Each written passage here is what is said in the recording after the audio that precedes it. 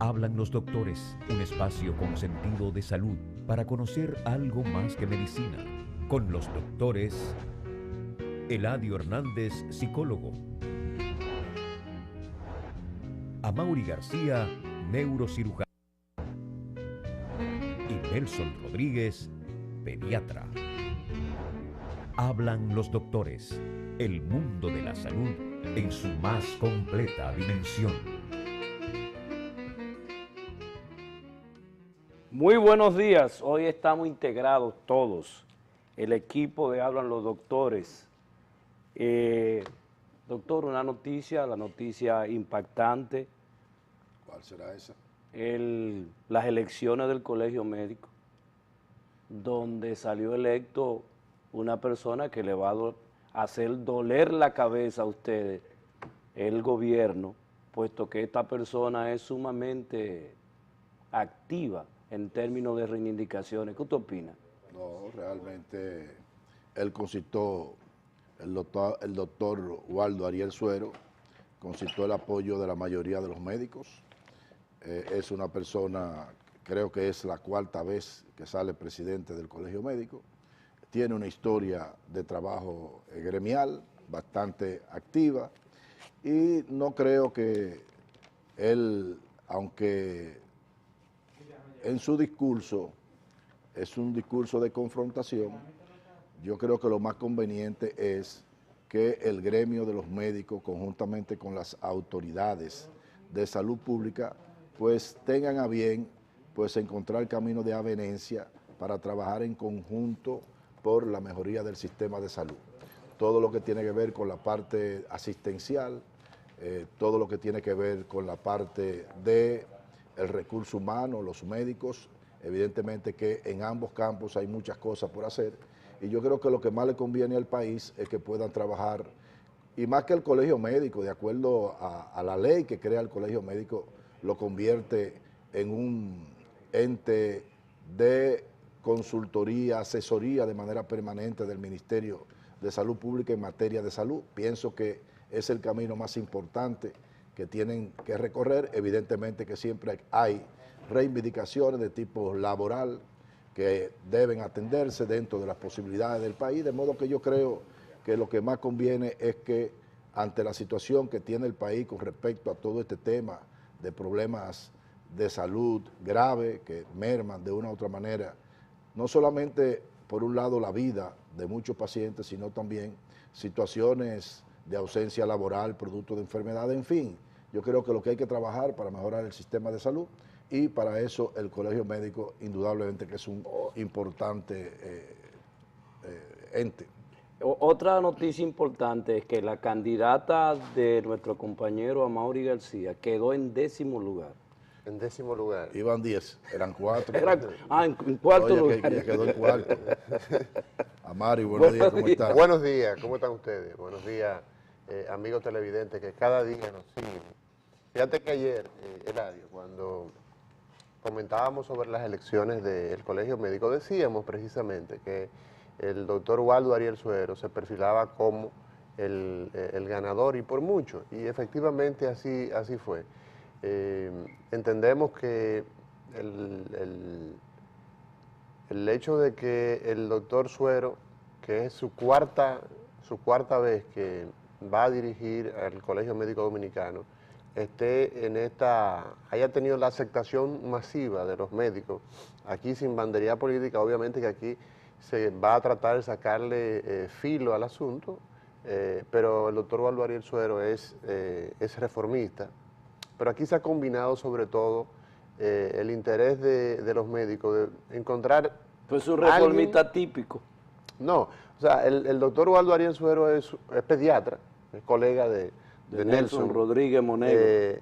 Sin embargo, te digo algo, yo pienso que lo que aquí se ha combinado es el hecho de que hemos visto algunas declaraciones muy desafortunadas, sobre todo una que ha irritado enormemente a los médicos, ha sido la declaración por escrito que hizo el doctor Ramón Alvarado respecto de que a partir del 1 de enero los médicos tendrían que definirse.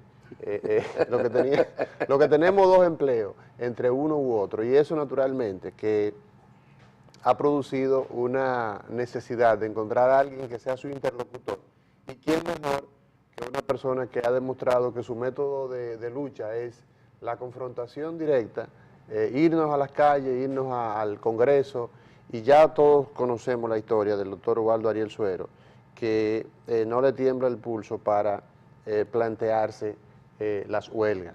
Método que naturalmente muchos de los médicos pues no son capaces de ir a apoyarla per se, pero que entienden que es un método de presión. 78,6, casi 80% de los médicos que fuimos a votar ayer eligieron al doctor Waldo Ariel Suero, y eso es una muestra de qué quieren los médicos, y aquí no se puede hablar de una tendencia partidaria, aquí hay que hablar de una identificación con un estilo de hacer gremialismo. Pero sin embargo, para que tú veas, dentro del ambiente que estamos viviendo en el ámbito político, dentro de, digamos, el tema de el oportunismo político, pues el Exacto. PRM, Sí. a sabiendas de que el Partido de la Liberación Dominicana, mediante una nota, es decir, semanas antes de este torneo electoral, había decidido el partido no tener candidato, es decir, que el partido dejó a su libre albedrío a todos los médicos del PLD que votaran por el que entendían representaba mejor sus intereses. Sin embargo, el PRM inmediatamente, fíjate como algo reformista, sí. No existe ninguna alianza entre los reformistas y los PRDistas, sino que ellos fueron inmediatamente a apoyar a Waldo, y resulta que el PRM sale Andrés Bautista dando declaraciones que no le lucen para nada, porque todos conocemos, o sea, en la plancha de Waldo, si empezamos a usar la memoria, deben haber no menos de 15 o 20 PLDistas en la plancha, en todas las personas que estaban en las regionales. O sea, que no se trata de que el PLD, de que el PRM, se trata de que los médicos han identificado como su interlocutor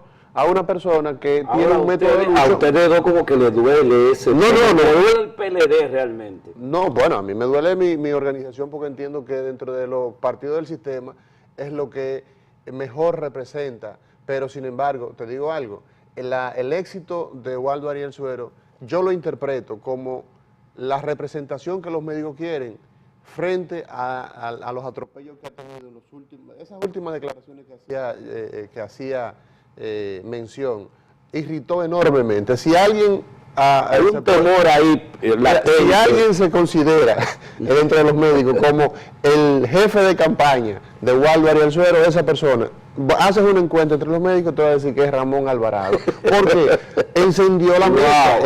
Esa es la opinión, ¿entiendes? Sin embargo, yo entiendo que a pesar de haberlo escrito, hubo una especie de mala interpretación o una forma no adecuada de expresar lo que se quería. Porque mira, en toda la discusión que ha habido en el Ministerio de Salud con respecto al tema de la red única, está el que los médicos, es verdad, trabajen en un sitio, pero con la sumatoria de los dos salarios. Es decir... Pero es un planteamiento suyo, doctor. No, un planteamiento del ministerio. Bueno, realmente lo hemos discutido, y yo creo que es lo que más conviene. Porque fíjate que uno de los problemas que tenemos en el tema de calidad de la atención es que uno de los factores es el tema del pluriempleo, es decir, producto del salario bajo que tienen los médicos, pues tienen que trabajar en varios sitios. Y eso hace que no dediquen el tiempo que deben en un horario laboral, digamos, normal, digamos 6 horas, 8 horas. Ahora, ¿qué es lo que se quiere? Que si se crea, como manda la ley, la red única, el médico que trabaja en el Seguro Social y el médico que trabaja en salud pública, pues se queden trabajando en un solo sitio, pero con un horario de 6 a 8, y se le sumen los dos salarios, de modo que pase de ganar 45 mil pesos en un sitio, igual del otro sitio 50 mil, pues pueda ganar 90 mil pesos, 85, 100 mil pesos, depende, entonces solamente con un solo sitio, y pueda dedicar mayor tiempo a las labores en la institución. Yo pienso eso, yo creo que esa es la clave, porque mira, haciendo un sondeo, así sin ser experto ni ser un genio en el asunto, señores, para nosotros hablar de un sistema de salud que le dé respuesta a los problemas de la gente, tú necesitas gente que esté concentrado, tú necesitas gente que esté en eso. Y lamentablemente, la mayoría de los médicos que participamos de más de un empleo, en muchas ocasiones andamos saltando. Y eso quizás no se escuche bonito, eso no sea agradable, eso no sea cosméticamente lo que conviene decir, pero es una realidad. Cuando usted tiene que ir a un hospital y de ahí tiene que desplazarse a otro hospital o a ir a una clínica, usted lo que anda es saltando y usted lo que quiere es salir de eso. Entonces, cuando se crean las condiciones y en eso entonces tiene que jugar un papel estelar el director regional de los servicios de salud, que es el ente fundamental de los servicios. O sea, lo que tiene que ver con la formulación de cómo se va a definir la atención a nuestros pacientes, tiene que ser mesurado y tiene que ser bajo el análisis y no puede ser bajo el trauma de la imposición, porque no se logrará los resultados que se quieren. Y yo entiendo que la intención que tiene el doctor Ramón Alvarado, la intención que tiene la doctora Altagracia, jamás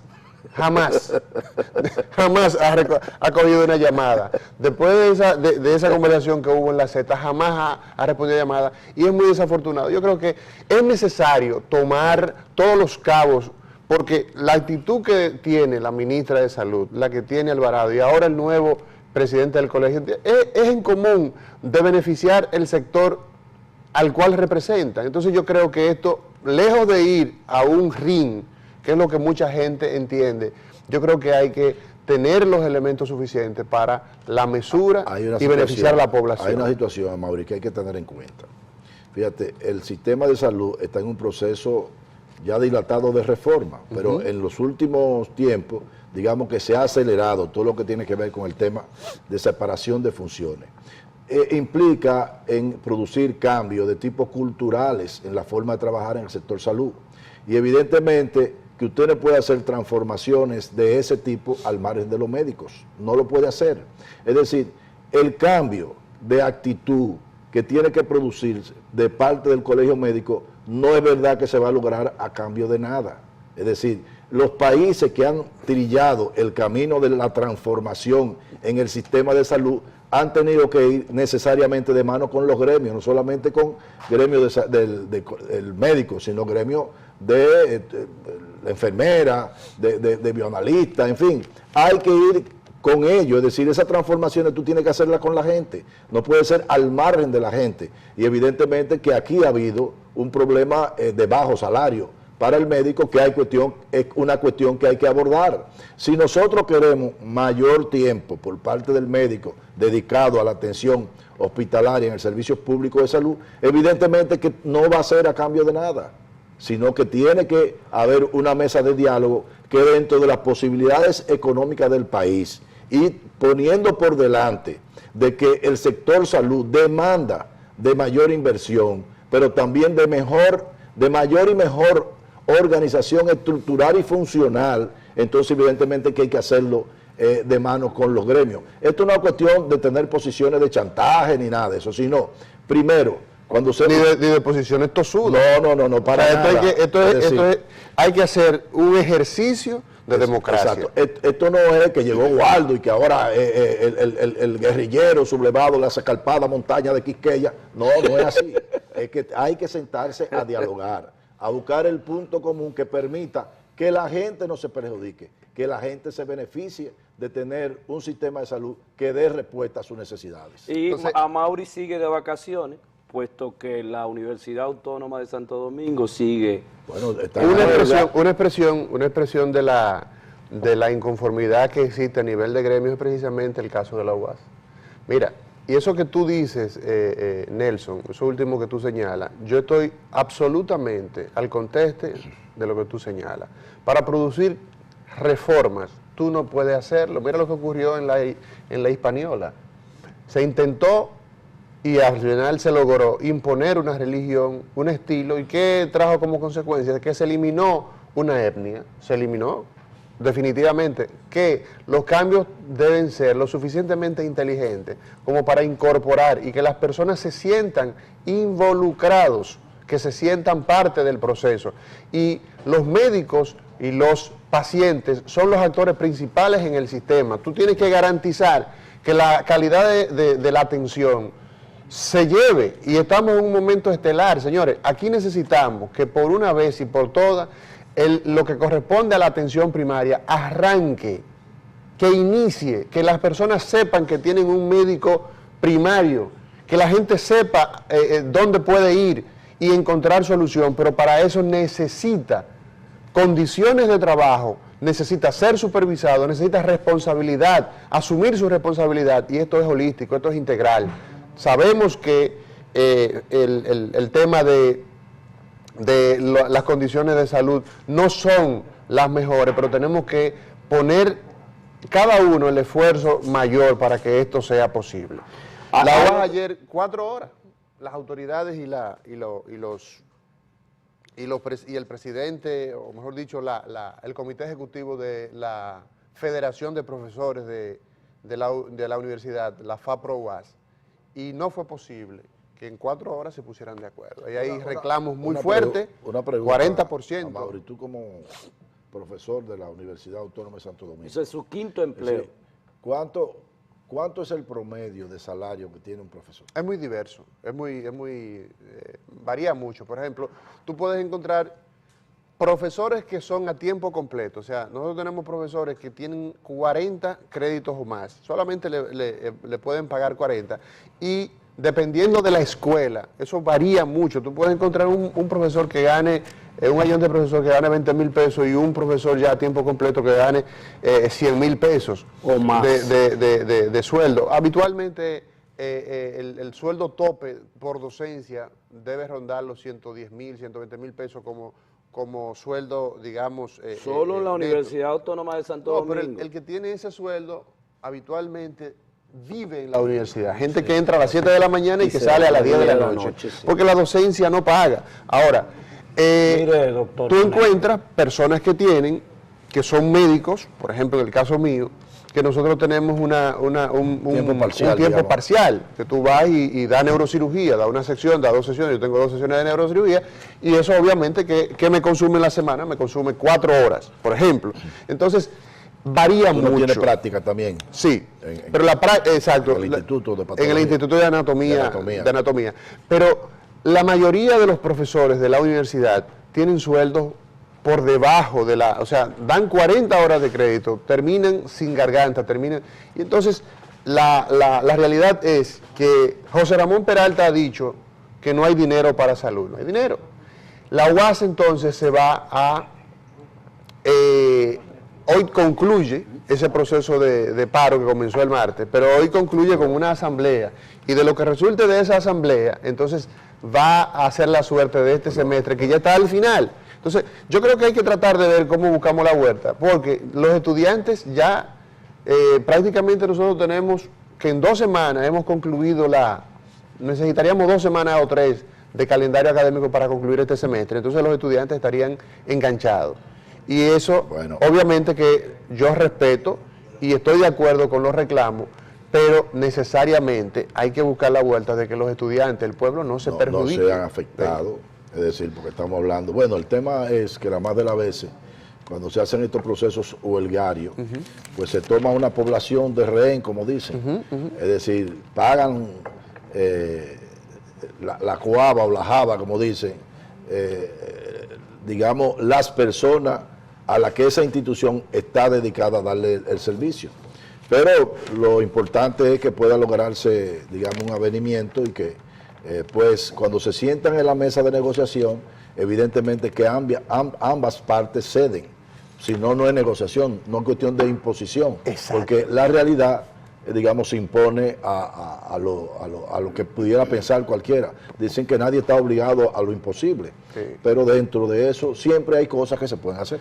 Doctor Monegro, la señora diputada Minú Tavares Mirabal aparece en la prensa diciendo que hay que enjuiciar al procurador y a la ministra de Salud Pública por todos los acontecimientos que están pasando.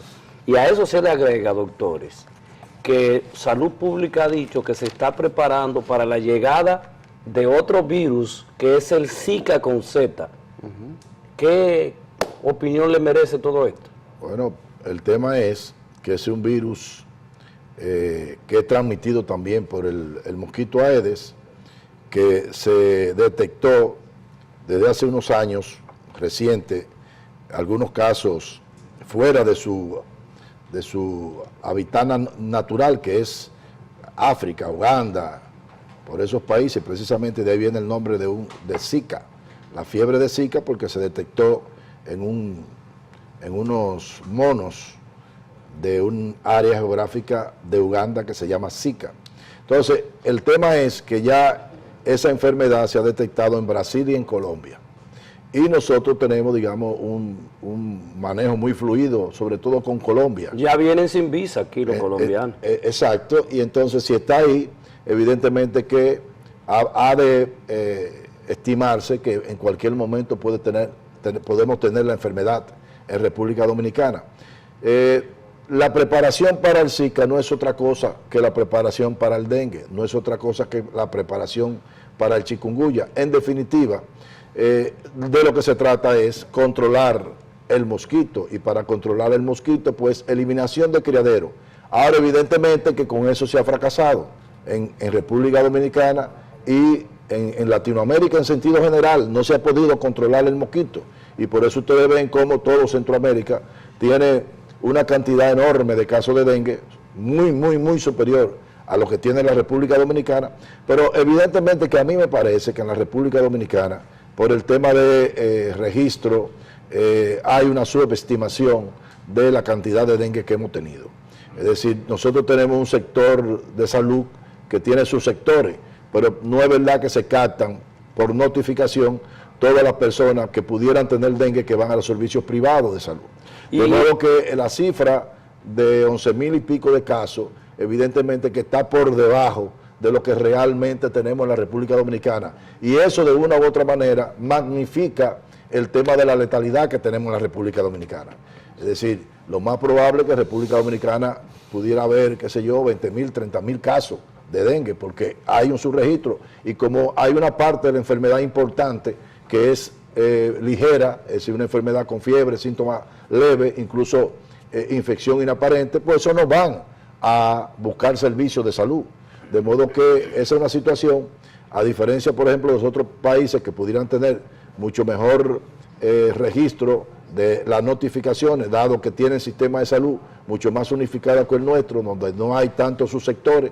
Aquí tenemos por un lado salud pública, tenemos por un lado el servicio de salud privado, tenemos ONG, tenemos sanidad militar, sanidad policial. Fíjate que hay una crisol de instituciones que ven gente y que de una u otra manera pues no hay una notificación homogénea. Para cerrar, escúchame, Amaury, para cerrar esa parte, ¿cuál es la sintomatología que presenta el Zika? Mira, ese es uno de los temas porque es muy parecida a el dengue. Es decir, produce malestar general, produce dolor de cabeza, dolor articular, puede tener náusea, vómito, pero lo más llamativo de esta enfermedad es que se presenta conjuntivitis, una conjuntivitis no con secreciones, es decir, una conjuntivitis sin secreciones. Y además, la erupción que se produce en el cuerpo es mucho más importante que la que puede producirse. De modo que para el diagnóstico diferencial, de manera clínica, usted tiene dos signos importantes. Primero, inyección conjuntival, una conjuntivitis, y en segundo, una erupción maculopapular en el cuerpo, una guachipa, como dice la gente, que se presenta más acentuada en estos casos como signos, digamos, primordiales, aparte de lo que son comunes tanto con chikungunya como dengue. Ahora, si nosotros tenemos una epidemia de dengue y viene chikungunya, viene el Zika, ¿cuál es un problema que pudiéramos Probablemente tener? no vamos a la Zika. Es decir, no, sino que el problema es que pudieran diagnosticarse casos de dengue como si fuera Zika. Sí. Y no se da el tratamiento en ese sentido, Nelson, en ese sentido, uno de los problemas que tenemos actualmente más importantes es precisamente la confusión que existe de personas que son etiquetadas como pacientes que son muertos por dengue, que han fallecido por dengue supuestamente, y luego cuando se hacen las revisiones anatomopatológicas, en los casos que corresponde, se encuentra que no se trataba de dengue, que se trataba de otras enfermedades, y que naturalmente el tratamiento que se le ofreció no era el Pues tratamiento... entonces la ministra tiene razón. Pero mira, Bueno, es que hay un crisol, aquí hay un... aquí hay eso, una- no entiendo. Pero oye, bueno, mira, es que mira, cuando tú todo lo enfocas hacia una... O sea, todo estamos pensando que... no es unicausal. Es decir, ¿Perdón? no es el problema que tenemos de letalidad no es unicausal. Así Hay es. un problema que tiene que ver con la atención y el médico es un actor importante. Pero hay problemas de tipo sistémico que hay que abordar que son indefectiblemente competencia del Ministerio de Salud Pública. Al punto que, O sea, mira, que eso es así. Mira, al punto que en relación a tu pregunta, Eladio, Minú establece que el Estado dominicano destina en el año 2015 para los reclusos 58 pesos por día. ¿Y tú crees que una gente puede alimentarse con 50? Son de las críticas que ella hace. Y dice, bueno, usted, señor procurador, esa es la palabra de Minú, usted es el responsable, o sea, el Estado dominicano es el responsable de las personas que tiene, de los internos que tiene bajo su custodia. Y con una inversión tan pobre en salud, Pero que nosotros no... yo no creo que sea 58 pesos por Esos día. son los datos que ella da. Por día. Sí. Si es 58 pesos por día, yo te puedo decir a ti que no pudiera no estar mala la inversión. Posiblemente esos 58 son mensual. Bueno, entonces ahí tú tienes, Qué peor. ahí tú tienes, Oh, pero claro. ahí tú tienes que esa pobre inversión que nosotros tenemos en salud, nosotros no llegamos a 1.6 en inversión en salud. Y si encima de eso tú dices que, por ejemplo, el sistema, o sea, la inversión en la gente hay que aumentarla indefectiblemente y hay que buscar todo. Mira, nosotros tenemos escándalos de Mira, corrupción tú te por todos lados. explayabas mucho ahí, porque- Ángel hace rato que nos está mirando y nos está mirando de mala manera. Bueno, ¿y qué tú quieres? Estamos hablando aquí. Señores, nada. Nos cortó, nos No, cortó, ustedes porque- me cortaron, pero vámonos entonces. Mañana es viernes, mañana concluimos la semana y tendremos una hora mañana para podernos explayar. Y no vamos a tener a Ángel mañana. Bueno, señores, nos vemos mañana en una entrega más de Hablan los Doctores. Muy buenos días.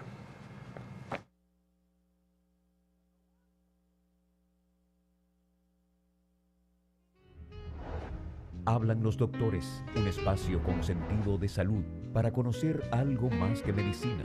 Con los doctores Eladio Hernández, psicólogo. Amaury García, neurocirujano. Y Nelson Rodríguez, pediatra. Hablan los doctores, el mundo de la salud en su más completa dimensión.